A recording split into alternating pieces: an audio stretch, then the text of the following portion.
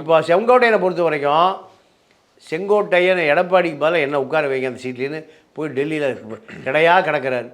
அவர்கள் இல்லை எங்களுக்கு எடப்பாடியே வந்துட்டார், கார் மாற்றி மூஞ்சி மாற்றி ஒளிஞ்சு கிழிஞ்சு இப்படிலாம் மறைச்சிட்டு போனாரா? செங்கோட்டையனெல்லாம் சேர்த்திடாதீங்க, நான் செங்கோட்டையன் சேரோட நான் சேருன்னு எடப்பாடி அங்கே போயிட்டார். போன பிறகுதான் பாஜக ஓபிஎஸை கழட்டி விட்டுருச்சு, டிடிவியை கழட்டி விட்டுருச்சு, செங்கோட்டையனை கழட்டி விட்டுருச்சு, சசிகலாவை கழட்டி விட்டுருச்சு, அண்ணாமலையை கழட்டி விட்டுருச்சு. அத்தனை பேரையும் யாருக்காக கழட்டி விட்டுது? எடப்பாடிக்காக. ஏன்னா எடப்பாடிகிட்ட 1 கோடி தொண்டனும் 1 கோடி ஓட்டு இருக்குது. அதுதான் மேஜர் பார்ட்னர் யாருக்கு? பாஜகவுக்கு. விஜய் கட்சியில் இணைவதற்கு என்ன காரணம்னா, தனக்கு ஒரு அரசியல் அங்கீகாரம் வேணும். விஜயை ஈஸியாக ஒரு அரசியல் வளையத்துக்குள் கொண்டு வந்துடலாம். சீனியர் பவர் சொன்ன ஒரு நியாயம் இருக்குது, இப்படி கேட்க வைக்கலாம். அப்போது ஆதவ் அர்ஜுனாவுடைய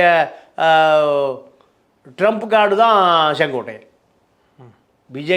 விஜய் என்பதை விட இப்போ ஆதவ் அர்ஜுனாவுடைய கை ஓகிட்டே போகுது.